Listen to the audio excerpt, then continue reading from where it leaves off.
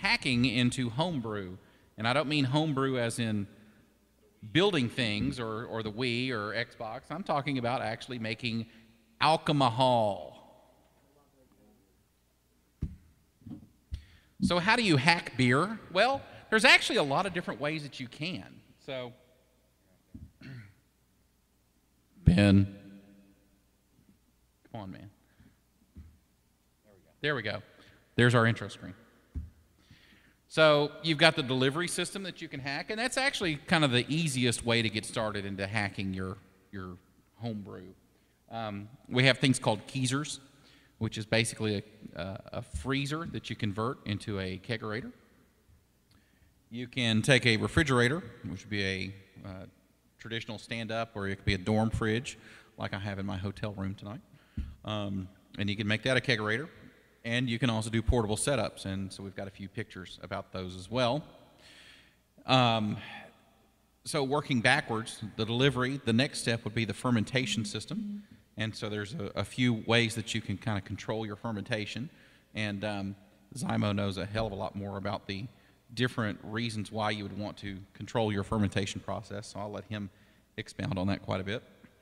And then we have the brewing systems, things to not necessarily, or to not only make it easier for you to brew, but to make it easier for you to do it the same way every time. And consistency is key, and so we'll talk about that a bit.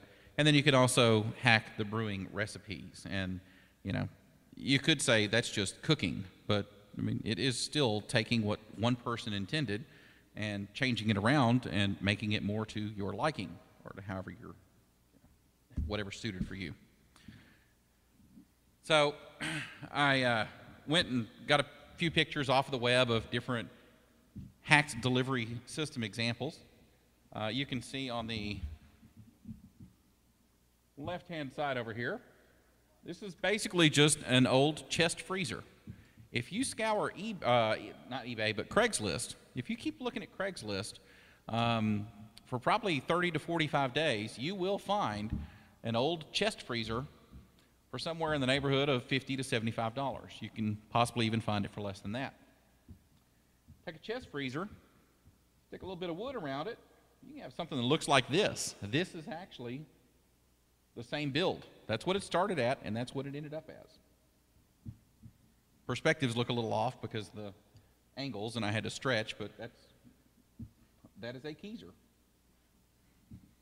You can get a controller off of eBay for about 25 bucks, called an STC 1000, and it has a temperature probe you put inside the unit, and it has two relays, one for heating and one for cooling. And you can actually hook a heater up into it or a cooler so that you can get a very precise temperature that you can keep everything at. Because a chest freezer would typically take everything down to a really cold temperature. You don't want to freeze your beer. You want to leave it, you know, somewhere in the, depending on which type you've got, you're probably going to want it somewhere around 40 degrees. Maybe a little warmer, a little cooler. So you use this temperature controller to turn the compressor on and off at whichever temperature that you want. Anything you want to say? We're good on that. Now, so about the free samples. So first of all, you'll see that there's only 2 glasses up here, and there's 1 pitcher. But everyone got a glass when they registered. So if you answer a trivia question correctly and you expect to have anything to pour some of this cider into, you need to bring your glass. And if you don't have your glass, now might be the time to go get it. Or if you have a plastic cup, I don't care. So we will not pour it directly into your mouth. It's possible that you could spill some, and we're not going to let that happen. So, all right, I'm going to let you do trivia question number 1.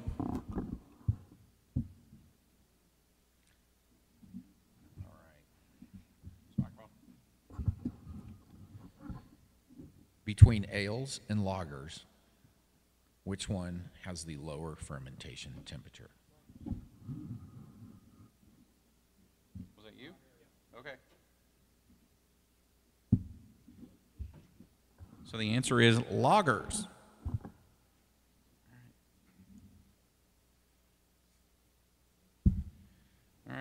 help yourself to 2 fingers and cider.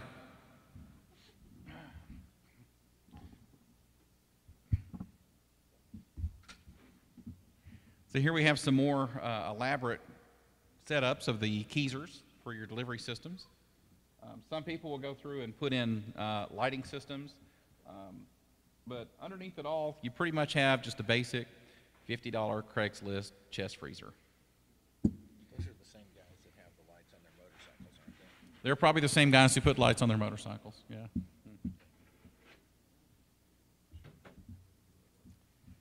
So then you have the Kegerator, which is, pretty much you start off with a dorm fridge. You could take an old refrigerator that's been sitting in your garage, but if you're going to do something new, you typically do a small one because form factor.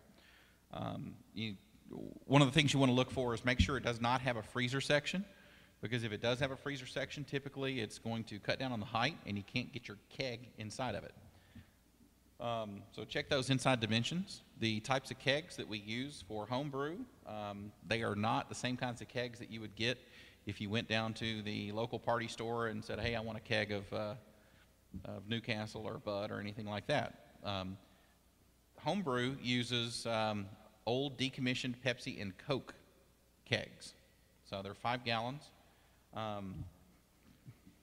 Yeah, they're called Cornelius kegs or corny kegs. So you can also get a half corny, but they're very, very difficult to find, and you'll end up paying more for a half corny than you will for a corny keg, just because they're so rare. But people get half cornies because they have very small kegerators that they have room to put them in. They're good for putting in your fridge, though, too. Yeah, you can put them in your you can put them in your fridge. Let's say you wanted to take a batch and you wanted to split it and send it to multiple places, or you wanted to maybe keg half of it and bottle half of it, then it's easier to do things like that.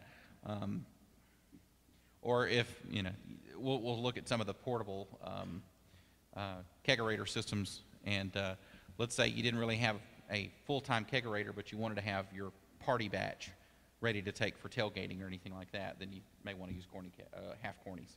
I had 2 at one time. The metal was really crappy in them. They were made somewhere in Europe. And, they fell apart after the first time I used them. I took the fittings off, and the threads just all started disintegrating and stuff. They weren't very high quality. They were ungodly expensive. Hey, I think we're ready for some more trivia. All right. So we already asked the question, and you're not eligible. We're the only ones allowed to get drunk. Off of this, in this particular, you can get drunk anytime you want to, just not off of this.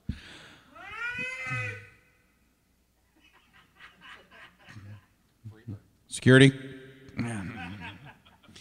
Okay, so we've already answered the question, which has a lower fermentation temperature, lagers or ales? And the correct answer was lagers. Okay.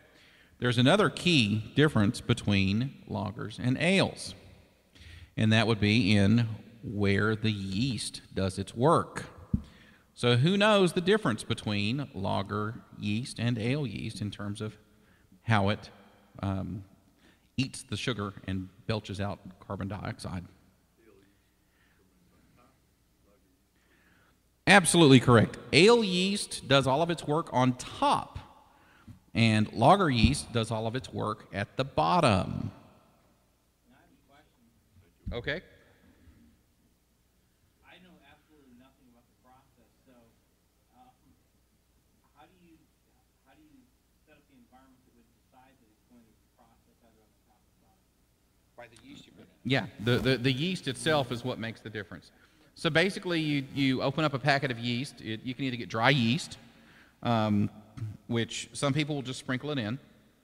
Some people will go ahead and wake it up by putting it into some room temperature water, which is kind of recommended. Or you can get a yeast pack that is already suspended in liquid. But either way, the yeast strain itself, which they're microorganisms. That's really what it is. It's bacteria. But it's good bacteria because it gives us things like beer. It's beautiful bacteria. So basically the DNA of the yeast is what determines where it's going to do its work. So an ale will basically live on top, and when you actually put the yeast in and it starts eating up all that sugar, you'll see all of the work happening at the top, and it forms a layer called krausen, and it starts bubbling up and making, it actually looks kind of disgusting. Yeah, it looks kind of disgusting in the middle of the process. Yeah, the krausen.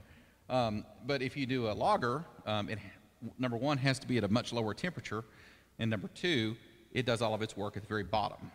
It takes a lot longer. Much longer process. So.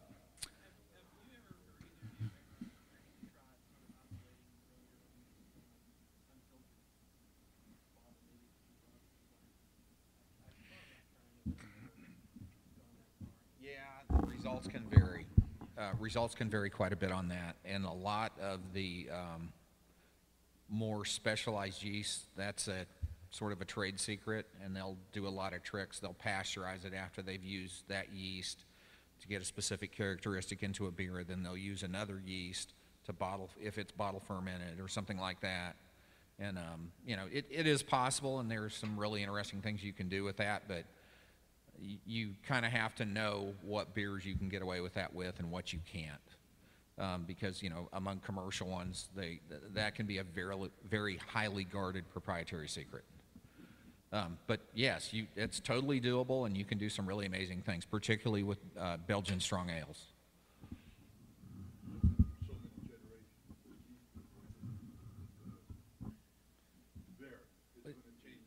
And that depends from yeast to yeast. Certain yeast are more tolerant and will last a lot longer than others.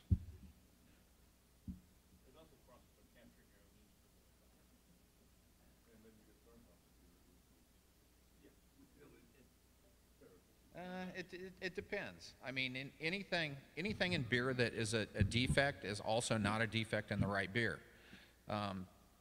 Take lambics, for example, Belgian lambics. That's all natural fermented. All the yeast, bacteria as well, which is normally also a defect in beer when bacteria gets in it. They take this stuff, they put it in huge vats inside something that looks, you know, it's like in a barn or something, and it's got big louvers that open up only in certain valleys and regions of Belgium. And all the little microbes float through the air and drop down into the beer. And so you've got these yeast, you've got this bacteria, all this stuff that would normally make bad beer. It would normally be a flaw. It would normally be terrible stuff, and it makes this incredibly delicious beer. Like for example, their framboise, which is the raspberry stuff. I mean, that stuff can be almost like raspberry champagne. It's just unbelievable. The Keg is the cherry, which is my personal favorite of the framboise, and those are just absolutely off the hook. You know, so it's. All you got to do is go to the right style of beer in the right place, and anything that is normally a flaw in a beer can also be a plus in the right beer done the right way. Okay. So I guess we'll get back to our, we got diverted with our, we'll get back to the slides here. We're talking about Kegerators. We haven't gotten into the recipes yet. So basically you take a dorm fridge, check your inside dimensions, you add some towers. You can get towers online. I picked up a two-tap tower for $100. That included all the hardware that was needed. It also included the 5-pound CO2 tank that all I had to do was get filled. And actually, for $100, I think I got 2 kegs, two-tap tower, and the CO2 tank. Yeah, I got ripped off on my tower. You need to shop around. So. I bought it at the place you told me to. Oh, yeah. Well, mine included the commission from selling you yours. Yeah, that's it. But typically, you can only get about 2 kegs in a dorm fridge. If you want to do more than 2 kegs at a time, that's when you need to go to the Kegezer. So, you know, the advantages of the Kegezer are you can fit a hell of a lot, but the disadvantage is it takes a hell of a lot more room. The advantage of the Kegerator is it takes a lot less room, but disadvantage is you can only store about two kegs. And you can either skin it, like those examples we were showing, or you can leave it alone and just make it a refrigerator that looks like it's got a big chrome tower coming out of the top, which is pretty much what I've taken as the approach for mine, since I've hauled it to about 5 different PhreakNICs now. You can also convert furniture I found this one. This was pretty cool. Yeah, so just take an old a buffet from your grandmother's dining room, and you know, this is a beer stein that they attach to the top of it and then put 2 tap handles on. And this part, they took the guts out of a small dorm refrigerator, took the entire skin of it off, and left nothing but the condensing coils and the compressor, and basically stuck it inside an area with a bunch of styrofoam insulation. And they made their own little customized grandma's antique buffet keg dispenser. About to say something? Well, when Granny starts looking for her underwear. Well, no, this is her good silver. Yeah, is what came out of this, I think. So now we'll move into the portable keg dispensers. And so my saying here is, you don't have to be a redneck to drink beer from a trash can, but it may be a strong indicator that you are one. But, you know, actually, this is a pretty good idea. So, you know, well, it doesn't look as tasty because it's got Miller Genuine Draft, Pabst Blue Ribbon, and Old Style. I mean, that's the part that makes it unappealing. But, you know, think about it. Why would you want to haul around something really heavy and that has the compressor and all this other crap in it when really you just need it for a night because you got a bunch of buds coming over and you're gonna drain it in one part, and it's on wheels. All you have to do is go raid an ice machine or go down to the gas station and buy $10 worth of bagged ice, fill it up around there, and you got 3 taps that'll last you for the entire party. I mean, you could take some spray foam insulation and cover the inside of it if you wanted a little bit better, you know, coverage to last longer before all that ice. Just remember to cut a drain hole plug in the bottom, otherwise it'll be a pain to dump. But there's a lot of people that are making little portable keg dispensers. Trivia time. We have too much cider left. Based on the number of slides I have left. All right. The process whereby one takes barley and makes it into into something which will be used in beer is known as what? Bring your glass up here, sir.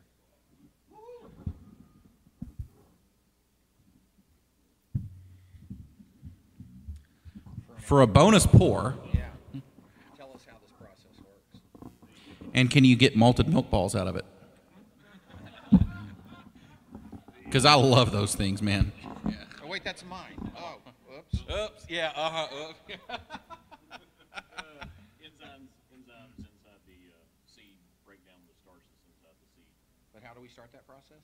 You start it by soaking the grain in order to get it wet. And then? And you heat it up a little bit. So you Well- dry it out a little bit?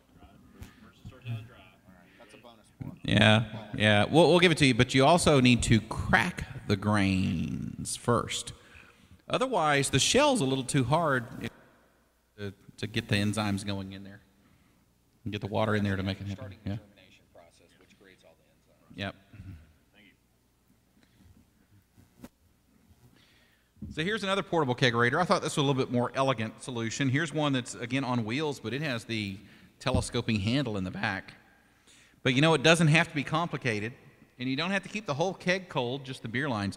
I didn't find any good pictures of this, but there are also people. You take a cooler, and you just put your lines in, and you make it go through a circle a few times, and you just pack it. Keg doesn't even have to be cold, but you have your outline through the cooler.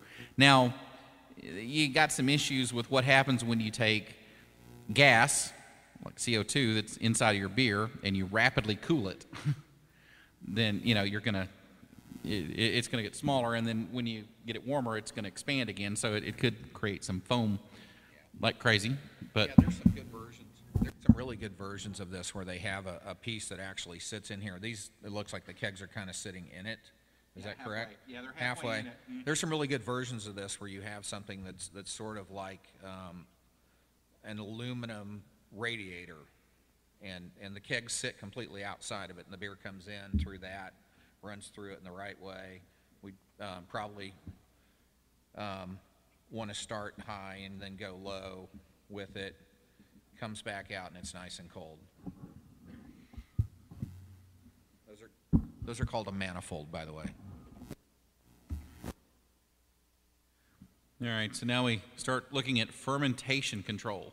So, next trivia question. Who can give us a why you would be concerned about your fermentation temperatures? Anybody know why it's important? Iron Geek?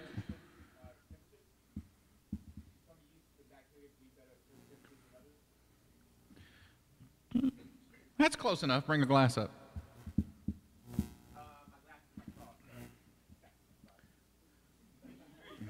Yeah, yeah. Coke and cider. Yeah, yeah. That's Heineken right there. Yeah. All right. So there's a couple of different reasons why you would want to control the temperature of your fermentation process. One is if you come up with a recipe that you really like, you want to be able to repeat it. So you want to create or recreate those conditions exactly every single time. So if you brewed a beer and it fermented at, say, 72 degrees, then you would want to make sure that it fermented at 72 degrees every time. Or if it fermented at 68 degrees or 65 degrees or whatever it is, you want to have consistency. The other reason is that certain yeasts perform differently based upon the temperature. You've got your profiles for your ales and you've got profiles for your lagers. As Erin had mentioned, as Zymo had mentioned earlier, the lager fermentation needs to happen at a much lower temperature than an ale.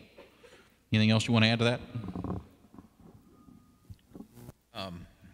Okay, so another thing is most yeast, be it lager or ale, if they're brewed or fermented at a higher than normal temperature, they will kick some off taste, as he has alluded to in bullet point number 3 here. You can get fusel alcohols, you can get certain fruity esters, which may or may not be something you're looking for in the particular profile of the beer that you're brewing. Sometimes you intentionally brew them at a higher temperature than normal because you want them to kick fruity esters out and stuff like that for certain ales. Other times you don't want that at all. You want a clean, clear, malty taste. But there are some unusual things that you may or may not want to introduce into your beer that can happen with it when you get into higher temperatures than what the yeast really would like to have. And certainly the consistency thing is there. That's why really, really good, and I'm going to talk about it now, but we're going to talk about it a little bit more later. Really, really good fermentation chambers have ridiculous temperature control. You can stay within 1 degree of your set temperature at any time throughout it. That's almost like the holy grail of making beer. It's like, almost like Mr. Beer, as you can make it the same time after time after time after time because you can control the temperature that well. But yeah, you mentioned Mr. Beer, which is a very cheap. Mr. Beer like Mr. Coffee. Yeah, not Mr. Beer as in, because friends don't let friends Mr. Beer. If you'll take a look at this particular chamber here, you'll notice, now you have to start giving up a large amount of your house square footage to do these things. Yeah, who cares? But, basically they just built a room and then they padded it full of pink insulation and then they added a window air conditioner into it. So I happen to have an extra 1.5 ton. I think it's a 1 ton is what it is. I have an extra 1 ton window air conditioner that's just sitting down in my basement. So I'm going to actually build one of these in my crawl space because why not? I've got it. I can add a $30 temperature controller and I can have pretty precise control. But, That's a good example of it. But you don't have to go elaborate. This is somebody who didn't even decide to build the frame out of wood. They took the big sheets, the 4x8 sheets of styrofoam, and they put them together with duct tape. And then their cooling source is a very small dorm refrigerator that they took the front door off of. And that's how they're cooling their fermentation chamber. It works. Is it the most elegant solution? No. But, you know, it doesn't have to be elaborate. It doesn't have to break the bank. You can use parts that you have. That's what hacking is all about, right? It's taking a look at what you've got and figuring out how you can make things work together that weren't really thought of originally. So you got to think outside the box, or in this case, with different types of boxes. That's right. That's right. We need another trivia question.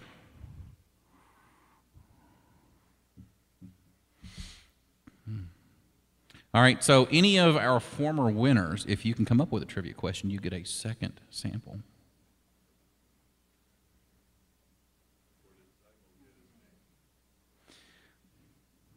There we go. All right. So if anybody can explain why my partner's here's name is Zymo and what its relationship is to homebrewing, you can get your sample and you can come get yours. No. You don't answer it. You came up with the question. No, but you get another pour for having come up with a question. Yeah. Maybe it's some type of bacteria or process.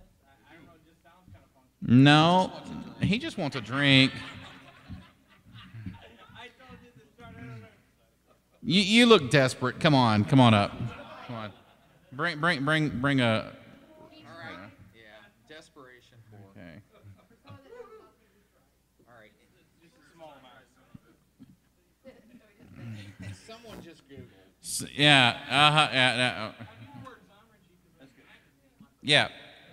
Either that or he heard someone in front of him say something. Yeah. So the Homebrew magazine is basically, well, it's Zymergy, and study of fermentation. So that's why he's Zymo. All right, you can have another one if you want. Mm-hmm. Like what? Free? Yeah, twist my arm.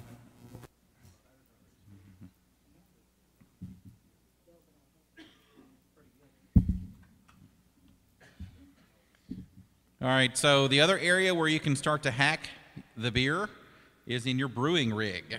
So as we have stated a few times, consistency is the key. You want to make it easy to replicate your process over and over and over again.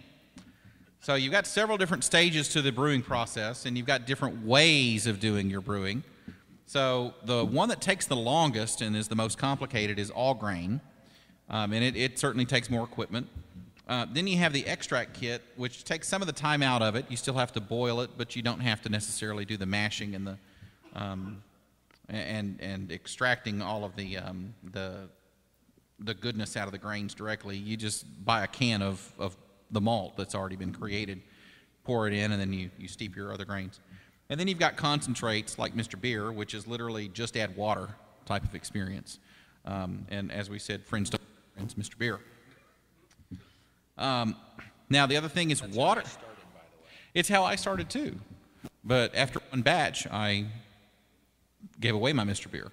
I decided, hey, this stuff almost tastes like beer. Imagine what I could do since I have a chemistry degree if I really had some good ingredients. Yeah. If I actually put some effort into this, imagine how good this would taste. Because the first batch I made, it was Mr. Beer, and I'm like, well, it's better than a Killian's.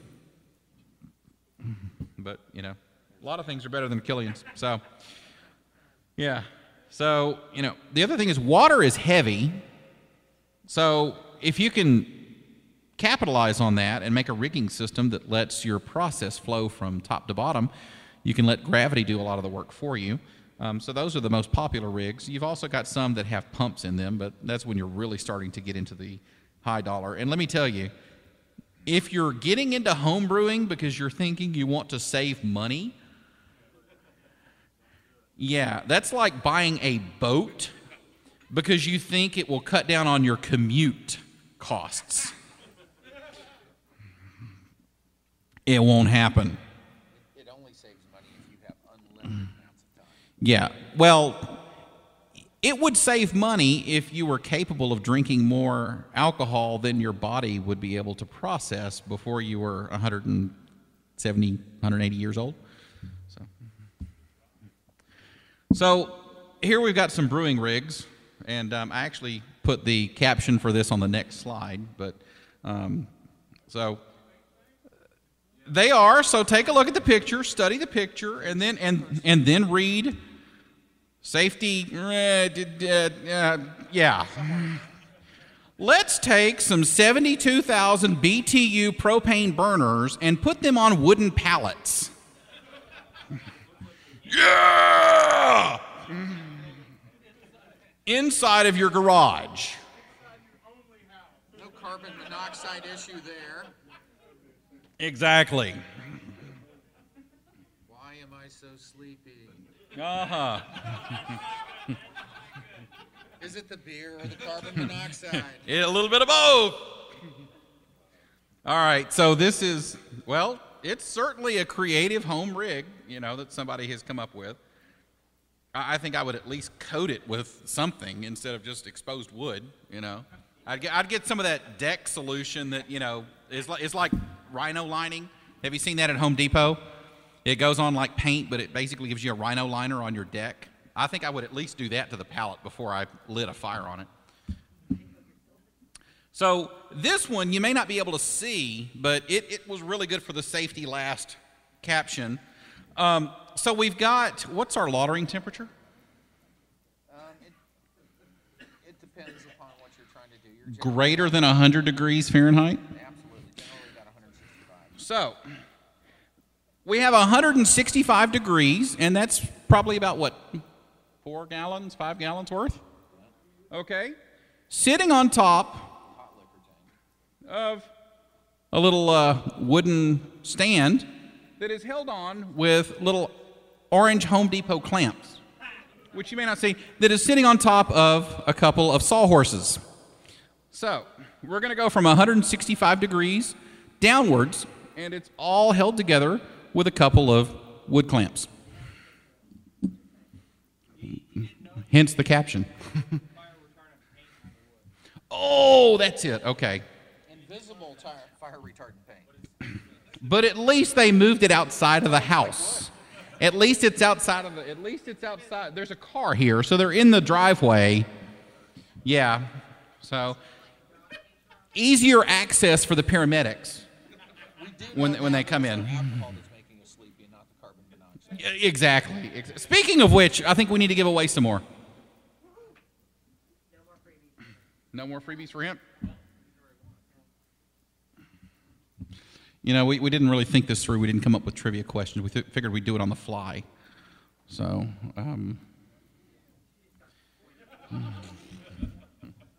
yeah. Who can tell me what's in my next slide? Yeah. Oh, shit. Yeah. No, you lost. Yeah. Childproof brewing. Yeah. No, we have an example of a good brewing rig, or at least more of a safe brewing rig. Now take a look. Yes, we have a welder here, and in the center we actually have pumps. So this is when you start getting into the really expensive stuff. So it's pumping it throughout the various. Okay, and that yeah. So here's another good one. This one they actually made a control panel. It's got blinky lights and dials.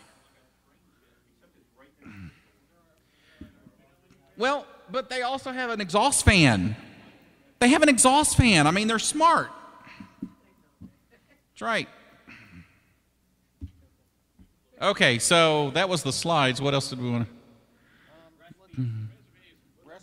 Recipes. So let's pull up some recipes real quick. Well, Do one last thing. Pull up a more beer. I have to connect to the Clarion here. Fermentation chamber. Conical fermentator. Put that bad little. Yeah. Go ahead. So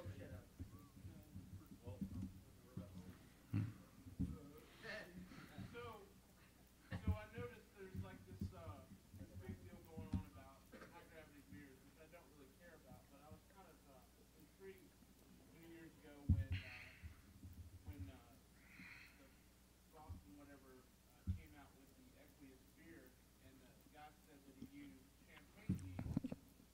and real horse sweat.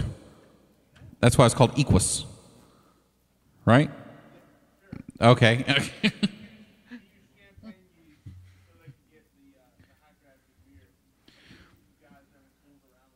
Well, I use champagne yeast to make the cider.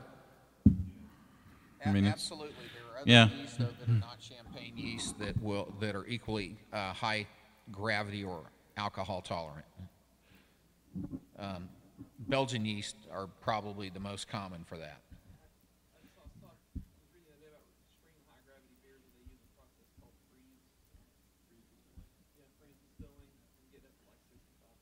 Und sie Eisbock, yeah. Yeah. 130 proof beer. At that point, it would be liquor. Yeah, it's just.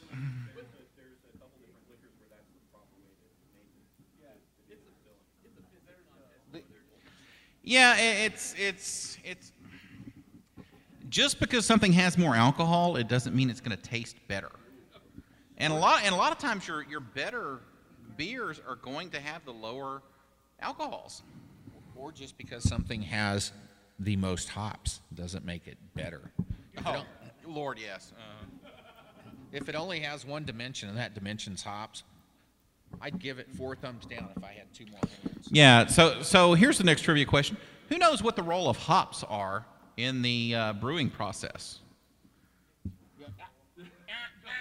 We might give you some more anyway, but who that has not answered a question so far knows what the purpose of hops are?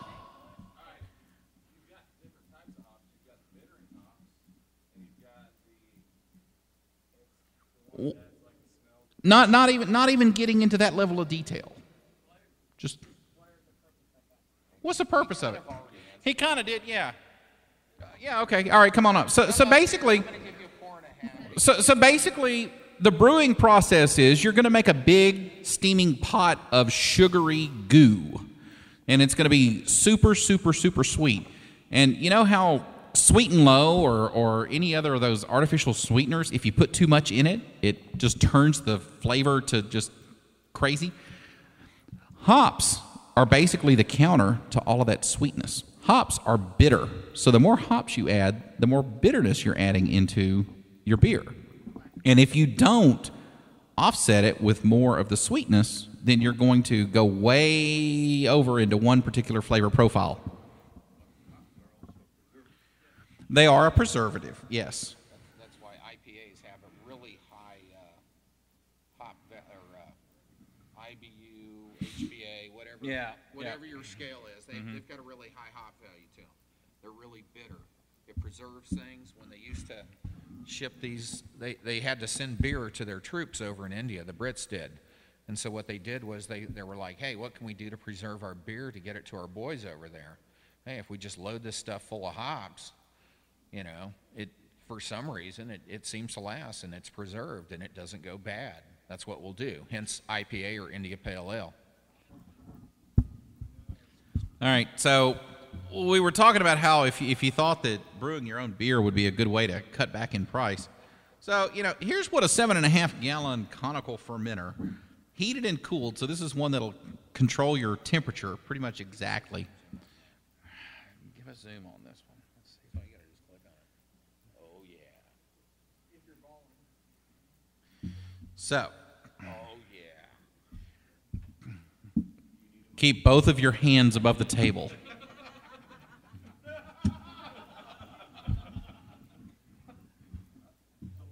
That's sexy. Well, it depends on which method you use. So if you're going with the Mr. Beer method, you need about 15 minutes. If you're going to do an extract kit, typically, and it all depends on the equipment that you have. So think about, this is a public network. This is not a home network. Yeah. So, you know, the upgrades that I have done to my system have been in the burners that I have purchased, because I have one of those nice smooth glass top stoves. And if you've ever tried to take 2.5 gallons of tap water up to boiling or to the 165 degree steeping point, it'll take an hour and a half to get up there on high. So I've now got that's a good stove. And so I now have a propane burner that has concentric circles and lots of nice little ports on it, and it'll take 4 gallons of almost ice-cold water up to boiling in 3.5 minutes. It's roughly half the heat of the sun. And, that was a really good investment because it cut down on my time that I needed to do my brew sessions. But it's real quick. So typically, once you get to 165 degrees, you'll steep for about 20 minutes. And then after that, so you put in your specialty grains, you put them in a bag, and you let them steep, kind of like making tea. It's really what it's like. And then once you finish the steeping, you pull the grains out, and then you get it up to boiling as fast as you can. And again, I can do that really fast with my fancy new burner. And then you're going to boil it typically for right around an hour. And then you have to cool it down to room temperature. So I have not invested in that next step, which is a wort chiller, which will let you go from really hot to room temperature very quickly. Now, if you are a fan of Alton Brown, you may have seen him do something that is absolutely ludicrous, which is to put bagged ice directly in the wort to chill it down. Yeah, and anybody who has done any serious amount of home brewing would kick him in the nuts if they saw him, So, well, I mean, you're going to add water to it anyway, but what you've just done is you've just added pretty much, I mean, the ice that you get out of bags, it may have been filtered a little bit, but it's just not, yeah. Oh, no, he opens up the bag of ice and he puts it into the wort directly. That whole sanitary thing goes out the So your sanitation, yeah, so who knows what other microbes have been added into your wort. So what I do is I'll take, so I'll take the sink and I will empty out my ice tray into the sink, and I'll put my brew pot into the ice, and then I'll fill it up with some cold water, and that helps to decrease it a little more rapidly than just sitting around. But yeah, you can get a wort chiller, which is basically a copper tubing that's in circles, and it goes down into the pot, and you hook it up into the tap on your sink and turn the cold water on, and it just keeps circulating cold water through, and it acts as a heat exchanger. Or you can use a counterflow chiller.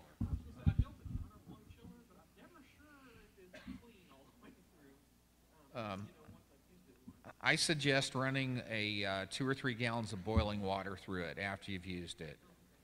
I was about to say I have a counterflow chiller. It's known as a Chillzilla, and basically the way I run mine is I'll have a couple bags of ice over in a 5-gallon bucket, and there's another little apparatus that the water goes through, and it gets cold in that. Then that comes out, it comes in, it's going, you have basically one tube that comes out here that's bigger, and you have another one that comes up. You're running cold water in the outside, you're running your wort from the top down inside, right? Correct? Okay. So good old physics problem there, right? Heat rises, what's cold want to do? It wants to go down. So we're running it like this, and I'm also pre-chilling my water before I push it up through the counterflow chiller. I can literally sit there and run stuff through here, and as long as I regulate the speed at which I push my wort through my counterflow chiller, I can drop it down into a glass carboy at 75 degrees from boiling by running it through a counterflow chiller. And I really did that because I got tired of the amount of time it took to do the whole bag of ice thing to chill my, I have a 10-gallon pot, so that's, it's bigger and it takes more ice, and you got to have a bigger thing to put it in with all the ice, etc. I got tired of buying so much ice, and I got tired of the time. And, when you've already put in 6 or 7 hours on a all-grain batch, that extra hour, 2 hours at the end of it, that's worth a lot if you can cut that off. But yeah, run boiling water through it. Yeah, that's where you tend to end up spending your money, is in things that can save you time, in the whole brew process. First, you shave off the time, and then you work on the consistency, I think. You had a question? What kind of chilling time do you have with counterflow? Because I use the wort chiller, so I was wondering if like one's more effective, or because usually my brews are between like 3.5 gallons to 4.5 gallons, Mm-hmm. and I've got the 50-foot chiller, so it's usually down to 100 in about 5-6 minutes. Sometimes a little bit longer. It just really depends on the water temp. I was wondering if That's good, but that's still too hot to pitch your yeast. Right? And you want to get down. I mean, I'm literally in the time that I'm running this through, and I'm going to say 15 to 20 minutes at the most, I have 75-degree wort down here ready to pitch yeast immediately. 75's fine. And you're talking 15 to 20 minutes, and I'm running it directly out of the pot, through the counterflow, right into a glass carboy. That quick. Trivia question, what happens if you pitch your yeast at too high of a temperature? You have a glass? So, yeast, does it actually die or does it just go back to sleep? It'll die. If you get it too cold, it'll go to sleep. And if you get it too hot, you'll kill it off. So, yeah.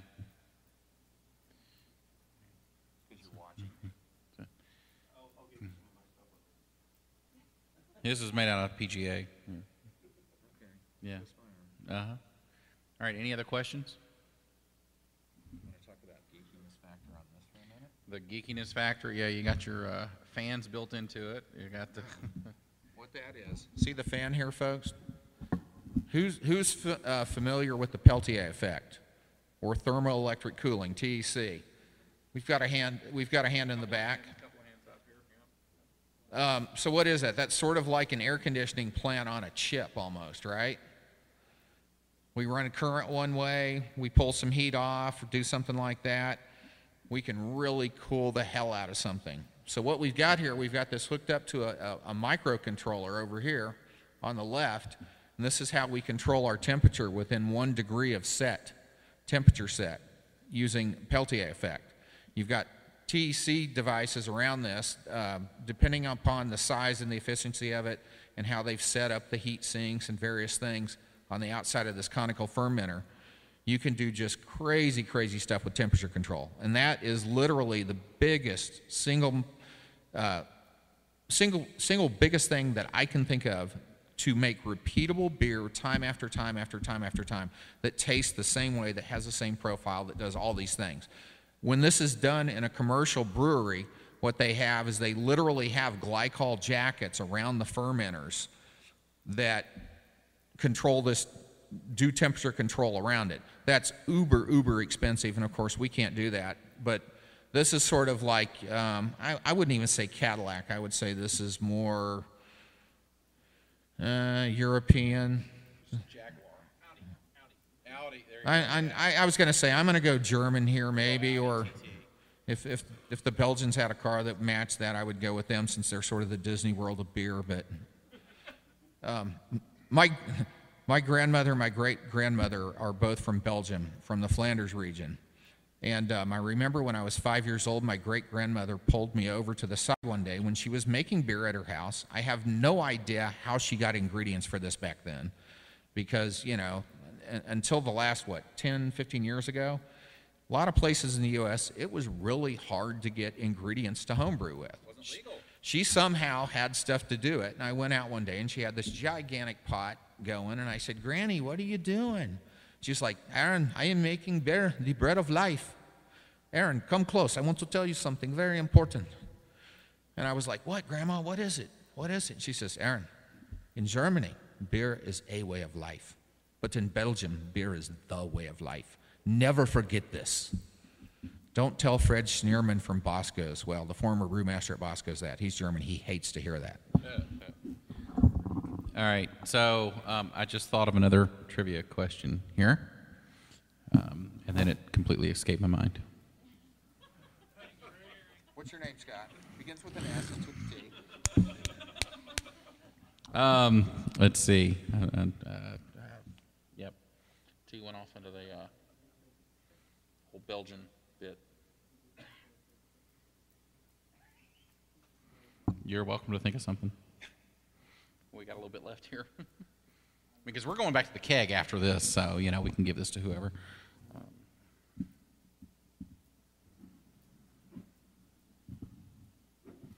Anybody have any more questions?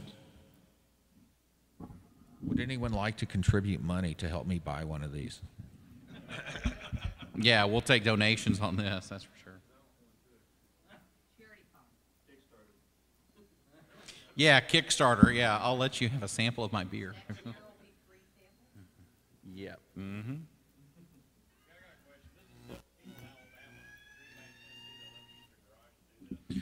Oh, that goes to my turn. So, can anyone tell me at what point and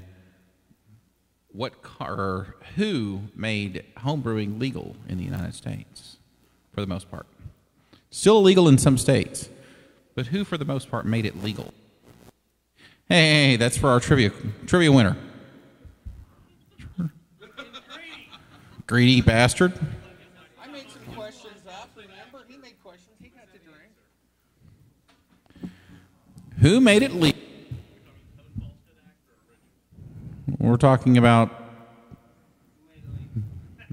yeah, recent. It happened in the last 30 years. President Jimmy Carter, who banned drinking in the White House, was actually one of those rare individuals that thought that just because it's not the choice I would make, it doesn't mean I should take away other people's choices. So that's why he's no longer a politician, because he thought with his head.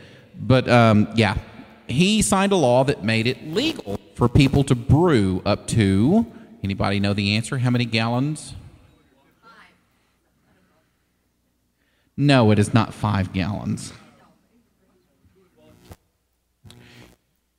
So it's an IRS exemption, because the people that will come after you are the revenuers. That's right.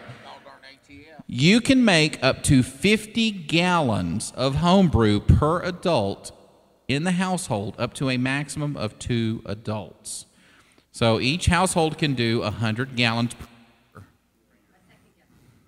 So that was basically Jimmy Carter's. So, Dink, would you like?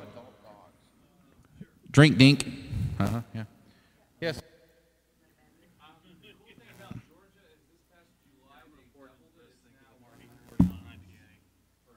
So they give you an extra. Well, but so that's a state regulation, but the federal is still based on IRS. So. Huh? Oh no, we're done. We're done. Yeah, we're done. Yeah. All right. So this pretty much concludes our homebrew roundtable. Do we have the Technology Access Center people in here? Are they here yet? Oh, you're one of them. Oh, okay. I think the Kims is who was supposed to be showing up? Are they here? Okay. All right, because I'm going to introduce you guys next. Well, yeah, we'll take 5. And then. Thank you.